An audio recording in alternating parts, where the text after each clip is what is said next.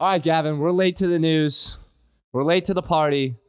But reports have been coming out that Tom Holland and Denis Villeneuve are set to direct and act in the new James Bond film. Now, we have a lot of opinions on this. We love the James Bond franchise. We love every single actor that's portrayed him before. But what do you think about this news that's coming out? I personally love this decision of the director, but everyone's kind of, they're picking an actor under 30. They're trying to go a younger route. Amazon's in the mix. What do you think about this news with the James Bond franchise? Okay, so a couple things first. Let's start with, I don't hate Tom Holland as an actor. And I want to preface that way up front because I feel like there's going to be a lot of negativity surrounding my following comments because Brett is a huge He's the best. Tom Holland He's the guy. best. He is great at several things that he does, and he's been in several moving performances, okay? He's done work with Apple. He's done work on Uncharted. He's done Spider-Man. He's been in lots of really great projects. However, James Bond is a character that dictates a certain amount of class, a certain amount of what's the right word I'm looking for? I'm almost thinking cool, epic. Charisma. And yeah, these are characteristics that we have not gotten to see Tom play yet in a role. That doesn't mean he's not capable of it, but these are not things that we've seen him do. We've seen him play really intense, heartbroken, beated down characters. We've seen him play goofy high school, college kids. We've seen him play the happy-go-lucky superhero. We've seen him play the devastated superhero. We've seen him in a lot of different things, but we've not really seen him in the high-class spy, very classy, very charismatic, very joie de vivre kind of a role. A. B. And I know this is going to come as a bit of an insult to all the short kings out of there. So let's just get it out of the way early. I'm sorry. I'm 5'9". I'm not saying this as somebody who's an extremely tall person himself. All right. Me and Brett are relatively the same height, and neither of us are real tall. Tom Holland isn't either. Tom Holland is my height.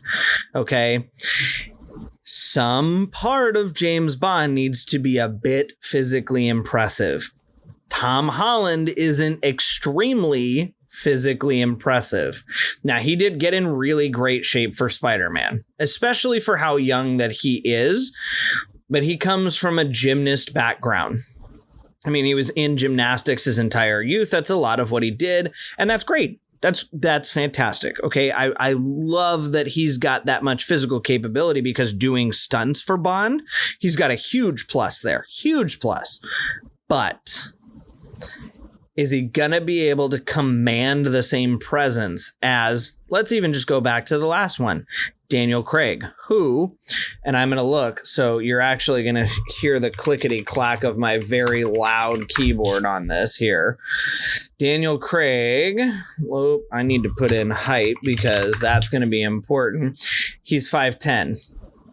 Okay. He's not huge. He's but he is taller than Tom Holland. I'm 5'10". It's like, okay. But Tom Holland is my height at 5'8". All 2 right. inches makes a big enough difference. And Daniel Craig has a broader physical presence. Tom Holland is very skinny buff. Okay. When you combine 2 inches shorter and skinny buff, you take away from some of the presence. I'm not saying it's impossible that he could beef up for this role. He might get big, but some of those things immediately draw me back a little. Okay. Now, I've said my piece as to why I don't like him and some good things as to why I do. Why do you think he either fits or doesn't fit? All right. Well, first, I mean, I kind of like that they're going a different route with James Bond, that they're going under 30. I mean, I feel like they've typecasted James Bond pretty much multiple generations. I mean, they've made so many renditions of the character. Quick little interjection. Hold on. What? They are doing a video game about young Bond. That's true. And it's an area that they haven't explored a lot, and the game looks great. Yeah. And I think if they follow that line in line with what they're doing with Tom Holland's character, I think that's a huge bonus. True. But I think the thing is, I think people are always going to compare Tom Holland to Uncharted. And that's probably the biggest flop of a video game movie. It's not the biggest flop, but I think he showed a lot of charisma and a lot of entertainment in that movie. Also, Tom Holland being Peter Parker, I think he's one of the best Peter Parkers in my opinion in the Spider-Man universe, but I get it. It's not James Bond. But there's one reason why I think he's going to pull this off, and it's because of the Odyssey trailer. Seeing that lad for 30 seconds on the screen in a Christopher Nolan film, I think he's right now in the prime time of his acting. I think taking a year off when he did, and then coming back to acting full force and getting the chance to do all of these big time roles is just going to help him. And I think working with Christopher Nolan, a big time director like that, who obviously is just as meticulous, just as detailed as Denis Villeneuve is, I think this is a good pairing to have in a James Bond film. Now, you can talk about Tom Holland this, Tom Holland that. He's not big enough. He's not strong enough. But realistically, Tom Holland does have the charisma, and I think he does have the bravado to pull off James Bond. But you kind of look at other options. I looked at, my first choices in my head were Henry Cavill and Tom Hardy. And also Cillian Murphy. But if they're going to go a younger route, I don't think there's anybody else that you can really choose that is going to be a better option than Tom Holland. Tom Holland has got the charisma. If he gets the right direction, we've seen this plenty of times where people they're like, I don't know about that. I don't think he can play the role. But then they end up surprising us in every single way. I mean, I think it's not the worst casting in the world. I think the options that we had, let me check who was the options that were. Well, the other one that you left off of there is Idris Elba. And I'm sorry, but Idris Elba is my top pick. And I know that doesn't work for a young Bond series, but Idris has been trying to play this role for 20 years. So is Henry Cavill, though. It's like, okay, but Henry Cavill is in the midst of doing the Warhammer 40,000 boot up at Amazon. He's got his own thing going there. So I get why Henry Cavill's not the pick, because he's taking this on as his own pet project. He's doing a lot of the funding himself. That is Henry Cavill's baby. And would he have liked to play Bond? I'm sure he would have. But at the end of it, I know he's more dedicated to that project. Cillian Murphy makes sense, but I think Cillian makes more sense as a Bond villain than he does as Bond. True. Cillian does way better at villain roles, and I bring him in for the villain role. And I'm going to make that same argument for Tom Hardy, right? Because Tom Hardy's good, and he would make a good Bond. However, I think he makes a great Bond villain. Bring me in Tom Hardy as the Bond villain. He just commands so much of a powerful presence as a villain. Put him in as the villain. But I hear you. Aaron Taylor-Joy is the guy that you've got on this list. I don't agree with at all. I think he's a bit overhyped. And I don't like him as Bond, period. His performance in Bullet Train was enough for me. Bullet Train's overrated. Oh my God. Okay, we're not going to get into this little overrated nonsense when you come in here. But his performance in Bullet Train 2, his bravado, his charisma, how kind of funny and charismatic he was, I think he could pull off James Bond 110%. But also, I do think he's been a part of too many flops. Like Craven, for example, he probably couldn't pull off what it takes to be a James Bond. But if they are going the younger route, here was the options: Jacob Elordi and then Harris Dickinson. I don't know about those two. To be honest, but if you're looking at a younger James Bond, I don't think you're going to get better than Tom Holland, especially to connect with this generation of fans and people to go see it. It's like he's going to put seats in the theater. So that's like the biggest thing that obviously was in talks with Amazon. It's like, what actor is going to put seats in the theater? Who's like the biggest young actor right now? Why not put Spider-Man? And to be honest with you, I think if you, especially, I'm telling you, I get it. You're probably thinking I'm like joking around here, but Tom Holland working on the Odyssey and working with Christopher Nolan is only going to make him a better actor. And then not only that, if he goes off of the Odyssey and then works on a James Bond movie with a similar director that's just as committed, just as detailed as Christopher Nolan is, I'm telling you, we're going to get a good product. I don't think it's going to be a bad portrayal at all. I think it's going to have its new spin on it, and I think it's going to be tense. And I don't believe he's going to be a bad James Bond if he ends up getting the role. But in my mind, I'm struggling to think of people that are under 30 because all of the people that I initially thought of are like over 30 or don't really portray young James Bond well. Let's not leave this guy off the list because he's already done an espionage type role. And as soon as I say his name, you're going to go, oh gosh, but I think he's over 30. And he's just over 30. So why don't we go ahead and calm down before we get too worked up about it? But why are we not talking about Taron Egerton? Okay, true. I mean, dude, he was amazing in Kingsman. He actually did a decent job in Carry On, which I thought was just going to be a really bad Die Hard.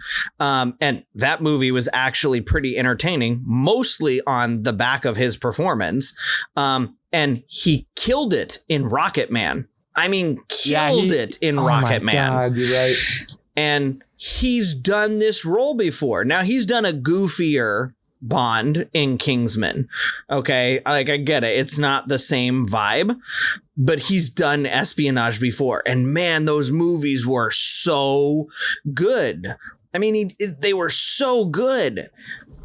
If we're going young actor, and he looks young enough, you could easily put him mid-20s, late 20s, and still get young Bond, and you could still get 5 or 6 movies out of him before you're done. He would be, that if we're not doing old Bond, so we're not doing Idris, Taron Egerton is my number 1 pick for Bond. Number 1. And I'll especially even with the throw Kingsman, this... especially with the Kingsman, that's my hook. Kingsman like is what sells it for me. It's just, I'm thinking of like the director and actor combo. And I mean, you're right. I mean, he would definitely portray a good James Bond. And he probably has more bravado and charisma than Tom Holland does, like in his past acting career. So he would be a good James Bond. But at the same time, how do we feel about Denis Villeneuve getting this chance? I mean, because the first movie I thought about when he got the director role was Sicario. I mean, that's like the only thing. Sicario is the first one I think of too. Yes. Sicario is the number 1 example when I think of him and then this movie. It's great storytelling. It's that tense. It's that good score. It's the great cinematography. Daniel Craig's Bond did a lot of we're going to show you and not a lot of tell you. And Sicario does a lot of the same thing. So if you even want to keep that kind of tone to the film, he's proven he can do that before. And he's also done visually stunning films where I think of The Arrival or Blade Runner 2049, which were hugely visually stunning films. And so even if you wanted to do something that's a bit more visually stunning, he's got the chops to be able to do it, not to mention Dune Part 1 and Part 2, which is great storytelling. I think it's great that he's getting this opportunity. Yeah. It's not in his genre is my only concern. This is his first kind of movie that is a bit outside of what he's used to doing. That's where I'm a little wary. But that doesn't mean he can't do a good job, because he's done a good job with a lot of other great things. But that for me was the one thing looking at his filmography that I'm like, I don't see a lot that is very Bond-esque. Exactly. The only thing that I can think of is Sicario. I mean, the thing that worries me is what I think he's a director where he can adjust and he can portray basically any sort of style or genre on the screen. It's just all of his movies are so slow and tense, and the dialogue is amazing, and it pushes forward the movie and the film. And then the acting is really down to earth and almost like poetic in some ways. I know it's going to get the grittiness of a Bond film. Like those tense moments, I know he's going to absolutely kill it. It's just the pacing, is it going to be too slow? That's the biggest thing I'm worried about, because Sicario is relatively like a slow movie, but it's almost like Quentin Tarantino talks about, like stretching. He stretches the rubber band so much with the tense scene. Like the highway scene is so ridiculous in Sicario. I mean, it's so intense. I mean, I'm literally on like the edge of my seat the whole entire time. Like, what is happening right now? There's so many moments in his filmography that, like, even Dune. I mean, to be honest with you, like Dune 2 is like epic, and it does like pick up the pace when it gets going. It's just, it has these lulls where it's like people get bored, like with people, especially with short attention spans nowadays, people are going to go in expecting, you know, a James Bond film where it's like fast paced, not necessarily fast paced, but it keeps your attention like almost all the time. The only thing I'm worried about is that he ends up like sort of doing his same style, which is very slow, methodical, but then like he's building up to a certain moment. And then when that moment happens, it's like the greatest thing of all time. I mean, Paul Atreides, like when he becomes basically Paul Atreides that we know, the leader that he can be, and that speech that we're building up to that moment for almost like 30 minutes, you know, like 25 minutes. There's a lot of things going on, but like they're not necessarily like as tense, but when the moment happens, it's epic. That's going to be something that I feel like he's going to have to adjust, but he even has this quote where he's like, I've grown up watching James Bond. And I feel like he's the type of director, when he loves something, he's obsessed with it, and he's not going to leave the project unless everything is right. So I am not really worried about the director whatsoever. It's just, I'm worried about like how he's going to adjust, like maybe his like directing style, but I'm excited. And I feel like it doesn't matter who is casted when you have that good of a director almost. It's almost like when you have a great coach in a sports team. It's like if you have a great coach and the person is bought into the project, then it's going to be good. And I feel like Tom Holland's one of those actors where if you match him up with a great director and you give him direction on where you think his idea is for the character, then he's going to hit it out of the park. And that's how I feel about with all the other actors that we've suggested before, but they're going a different direction and going with a younger Bond, which I'm excited about because we've never seen a younger Bond. Honestly, they've kind of been older and kind of mature. So I'm very interested to see like how he adjusts. But overall, I'm super excited about the decision for him to direct the movie. And I think you're right. I think that for him, it's going to be a game of adjustments. But I think that with a younger Bond too, you have to talk about the adjustment in tone. So elder Bond always is very mature, very good decision making, very calculated, very cunning, very just precise. Young Bond should not be that way. He's going to have to make mistakes. He's going to have to be a little bit clunkier, probably a little bit less disciplined, and some other things like that to give it the real feel of like, hey, this is properly Bond, but this is Bond early on in his career. And then as you build with this character that you're using, you can narrow him in a little bit. But I feel like if you give the same tone as you give to all these guys who are coming in and playing this role in their 40s and whatnot, of guy's been in the business for ages, he knows what he's doing, he's got everything under control because he's been doing it for 10 or 15 years at this point in the movie, and you do that with a kid who's supposed to be 25, it's going to be a bit thrown off. And so I think he's got to adjust his directing style a little bit, but you also have to adjust the tone, which is actually where I would like the casting of Tom Holland, because I think that inexperience sort of lends to his performance. He doesn't have to come in as the immediate I've got it all together. I've got it 100% worked out. I'm a master spy already worked up and done in. Tom Holland can still interject a little bit of his true personality into the role. And I think that not only lends to the storyline that you're trying to tell, the newer tone of the Bond movie that you're going with, the age shift, and it could help with the pacing some too, because if some of the movie is him accounting for the mistakes that he's made because he's not an experienced Bond, then you get rid of some of those lulls and you put good character development and growth into the movie because of it. So I really like the concept of if you can do those adjustments well, it could really lend to the quality of the movie in a really great way. The other adjustment that I want to talk about here, you're going to have a Bond that's younger. You're also going to have a Bond girl that is a bit different. Now, the two names that you have here, I both really like. One of these is a little, let's call it favoritism, but I mean, yeah, mostly because if Tom Holland gets cast, it would be the obvious. Okay, so bring your wife to the studio. Why don't you? Zendaya. And I'll start with her and then I'll move on to the other one that you have listed here because I also think she's a great choice. But Zendaya is immediately perfect. Even if Tom Holland doesn't get cast as a Bond girl, she encompasses everything that you'd want her to be able to do. And she's done so many performances where she's proven she's got the chops to do this. She obviously has the looks to do this. She's done action. She's done serious. She's done emotional. She has the filmography to back this up. And her presence on screen immediately makes her a good Bond girl, period. So even though that's a little favoritism towards Tom Holland, bring your wife to the studio, I love it. I would actually love her in that role. The other one is Florence Pugh.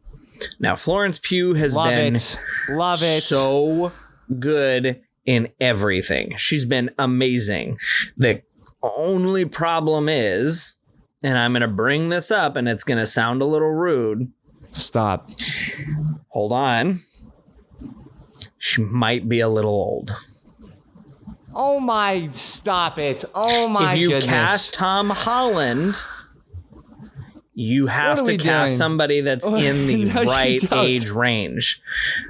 How old is Florence Pugh? I don't know, but I don't care. Okay, hold on, because I'm going to go look. I'm going to go look.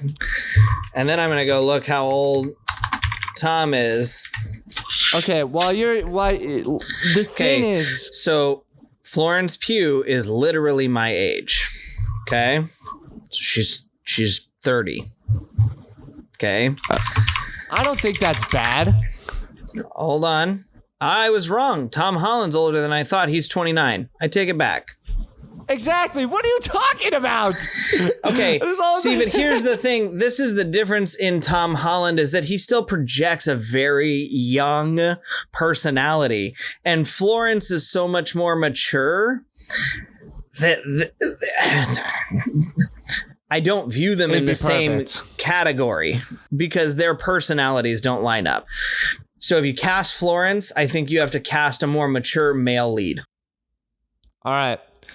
Here's why I would go with Florence Pugh. And I mean, obviously, there's other candidates that could be there's so many other actors that could be a great Bond girl in a Bond film. But if these two are going to be the top two favorites, my thing is I want to see different like acting chemistry and acting styles on the screen. And I think Florence Pugh and Tom Holland would be so interesting and so fun to watch in a James Bond movie, especially directed by Denis Villeneuve. I think it would be so fun because I think Florence Pugh, especially with... Do you think their chemistry matches? Yes. Think about their personalities. Does their chemistry match? Yes, 100%. I think they could be funny, witty, and also have this like really mature chemistry on the screen. And Florence Pugh, especially with her performance in Thunderbolts, I think she is an A-list. Obviously, she is an A-list actor. But at the end of the day, I really trust her in this role as a Bond girl. I think her filmography almost backs it more than Zendaya's does. So I trust Florence Pugh way more as the Bond girl than Zendaya. I think the chemistry would be undeniable with Zendaya and Tom Holland, but I just want to see something different. I've seen them in 3 movies together, Zendaya and Tom Holland, and now they're married and they're in a relationship. I think it would just provide more spark on the screen if Florence Pugh and Tom Holland are acting together. And I think they would provide a charisma, and they would be funny, they would be witty. And not only that, I think Florence Pugh could kill it in the action scenes of a Bond film. It would be epic. So I think that dynamic, Florence Pugh's the better actress by far. I'm not disagreeing with you there. I mean, Zendaya doesn't have enough on her filmography to go toe-to-toe with Florence Pugh. And even from Florence's most recent projects like Thunderbolts or We Live in Time, I mean, it's not close. There's a lot that Florence does that Zendaya has not yet. And part of it's just because she's been bigger on the scene for a little while. But if we're picking up pairings, which is where I want to lead us to next, mine is Taron Egerton and Florence. I think their chemistry fits perfect. Or you have Holland and Zendaya. And I think those are 2 completely different movies, because Taron and Florence, you can make a more serious Bond film. You can make it a little more intense. You can have the Bond girl be more, I mean, the super spy than Bond if you wanted to, because Florence can handle that. She would command that, and it wouldn't be out of place at all.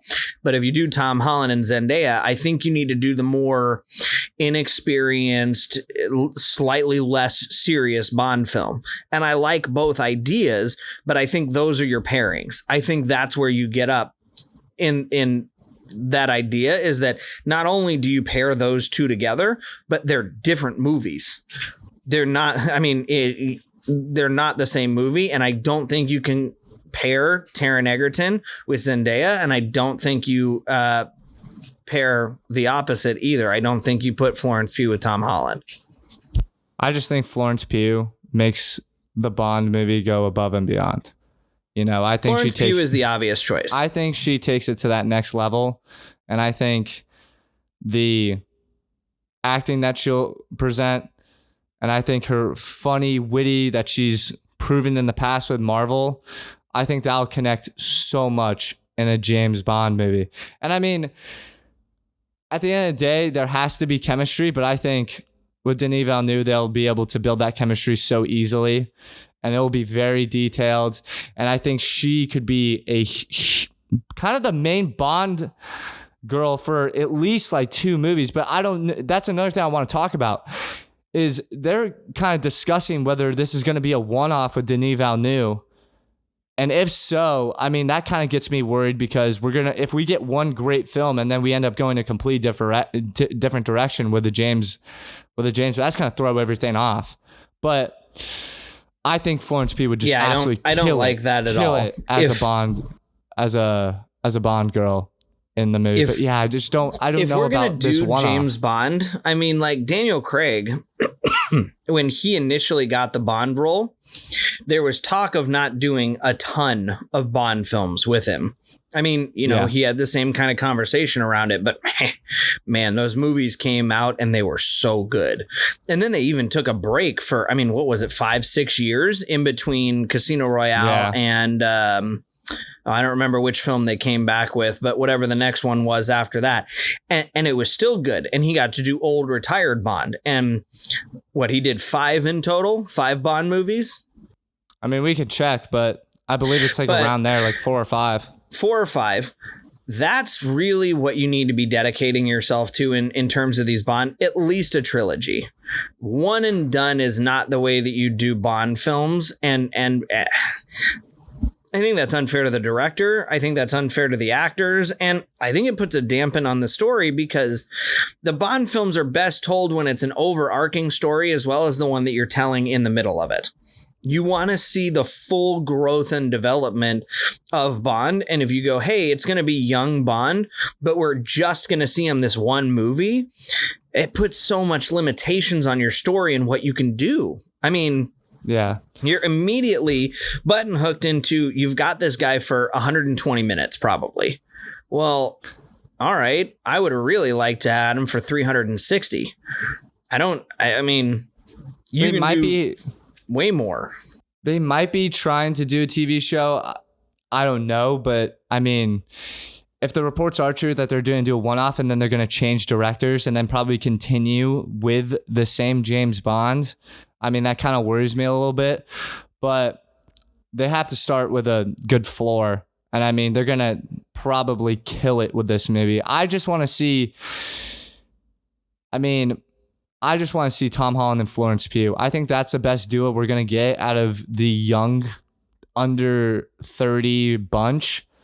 And I mean, I think Florence Pugh just provides more spark. I think having those, because Tom Holland and Florence Pugh, I don't think have worked together. So having that new duo on the screen would be absolutely amazing. And the key here is that we need to discuss this more is you're right. I don't think that this really is going to be, I don't think the Bond is going to be the biggest part of this. I think the villain is going to be the biggest part of this. It's like, who are you going to choose as the villain? I mean, Cillian Murphy and Tom Hardy immediately come to mind after you saying that. I trust those two combinations like almost immediately. I mean, I would probably have to do a little bit more research to think about that, but I would love to see Tom Hardy or Cillian Murphy as a Bond villain. And that matched up with Tom Hardy matched up with Tom Holland, or Tom Holland matched up with Cillian Murphy. I think that would be absolutely amazing.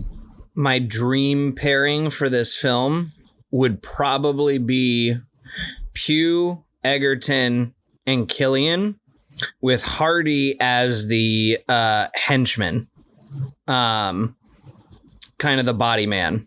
Yeah, I think that's, you've got a great cast. You've got the head guy in Cillian, who's very powerful, but behind the scenes. Tom Hardy, who does a lot of the squaring off. Egerton, who's got that presence. Florence, who's just going to light up the screen. I mean, if somebody called me and goes, hey, who's the 4 people you're casting for this film? For me, it's those 4 people. That's who I want. And right there, you've already got a great foundation built for the film behind Villeneuve with his ability in film. I think you've set yourself up to tell an amazing story there. And then I want at least 3 films out of him. Yeah. And even if you don't get those guys, I'm going to pitch it because Idris is probably beyond his time to play Bond. Sorry. Love you, Idris. If you ever hear this, we would have liked to have you as Bond. Come back and play the villain. Idris Elba as the villain would also be awesome. I mean, he could do a really great villain. Oh, look at some of his filmography. Go back and look at some of the stuff that he's done. Watch the movies where he's had to be a villain or where he's had to be a really strong and powerful commanding presence. Go watch the film and come back when we do the next breakdown when some of this casting has been announced and tell me Idris Elba doesn't make a great villain. He would be a better Bond than he would a villain. But no argument, he would be a better Bond. But that's the thing is he's not going to be the Bond. But Del Toro Benicio del Toro is overused. Oh my, come on. But he's overused. The only reason I bring that up is because he has film history with Denis Villeneuve. Well, in I know he has Sicario, which is the film movie that we history. talked about. That was Well, right, but he doesn't play the villain in that. And you know, I'm Okay. sorry, but like he's if an we're going, anti-hero. What are we talking about? he is an anti-hero. But if you want to go a direction with a film, I feel like you need to go in the same direction with all of your casting. And I don't think you do. I Benicio don't del think you do at Toro all. doesn't fit that mold of Bond. He does do the cartel, the anti-hero, the gray lines a lot better. Bond is not a gray line movie. It's not we operate some here, some there. Bond but it is can not be. that movie. It can be. But no, 12, 14 movies in, we don't need to change who Bond is. That's the thing about making these reboots. And we've talked about it before. When you're doing a reboot of a character or a reboot of a series, let's not change who the character is to fit specific castings just to have certain people play the roles. If you want to adjust it to make it better, that's fine. But completely changing the character to make Bond an anti-hero so that way he can go up against a villain who is worse than anything you've ever seen. So now both Bond and the villain are completely different and unaligning with anything else. So it's not really a Bond film. Doesn't make any sense. Okay. I'm not saying that you need to change Bond, but having Del Toro as sort of a rugged, like I feel like he would be a great villain for the Bond universe. You can't deny me of that. He's menacing, especially with that performance in Sicario.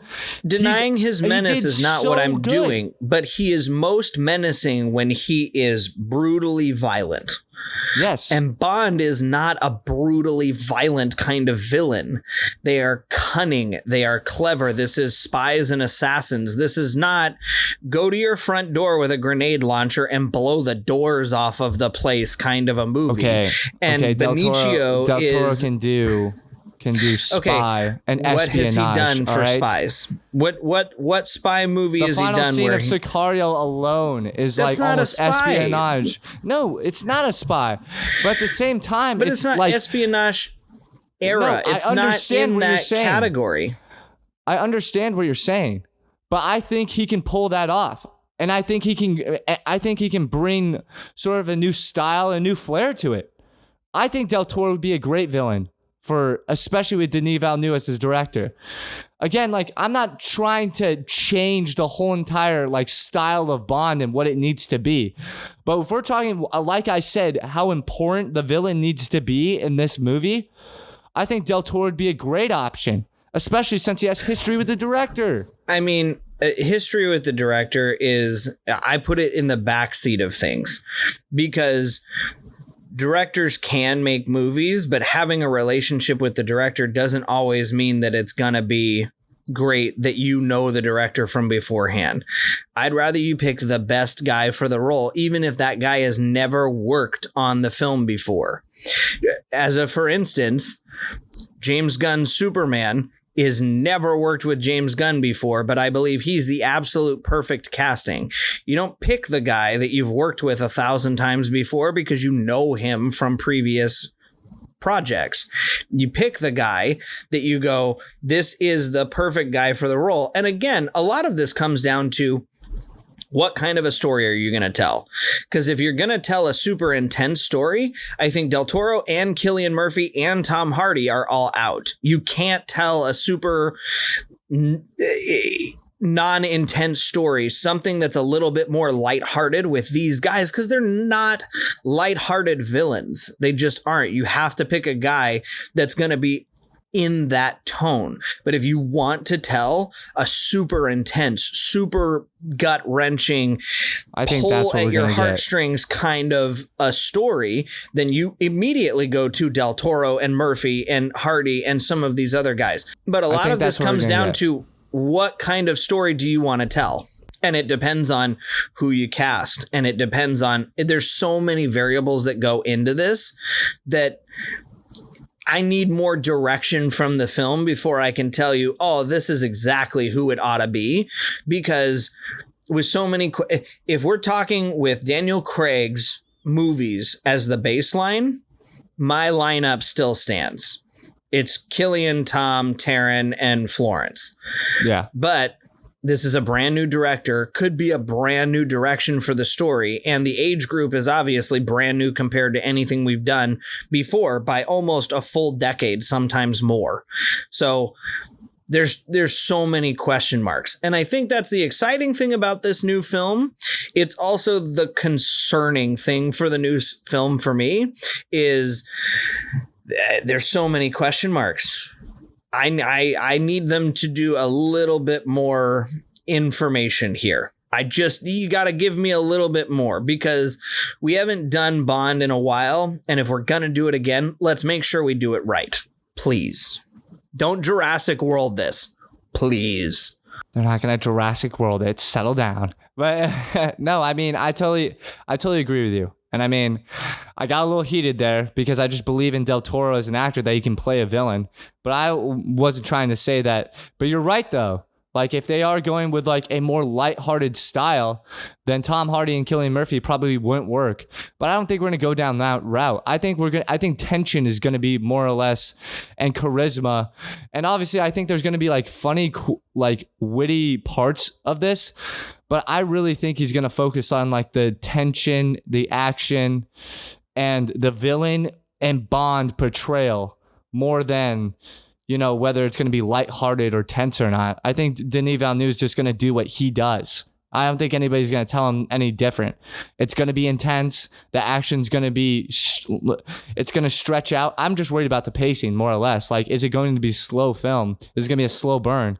But I'm confident in the fact that he can pick the right villain and pick the right 3 people to be the main focus of this film. And I think for me, if I had to choose, I mean, I would probably go Tom Holland, Florence Pugh, because I feel like Tom Holland's kind of got it on lock. I mean, everybody's talking about Tom Holland being the next guy, and like they're in heavy talks right now. So I think it's going to be Tom Holland, Florence. I'm going to go Tom Hardy just to be different from you, just because I can't pick the same thing as you. But I love Tom Hardy. I mean, I just watched Moblands recently. I think Tom Hardy is one of my favorite actors of all time, and I think he could portray a Bond villain so well. He would kill it. I mean, he's done anti-hero stuff like sort of similar. Scruff like Tom Hardy or clean-shaven Tom Hardy? Clean-shaven.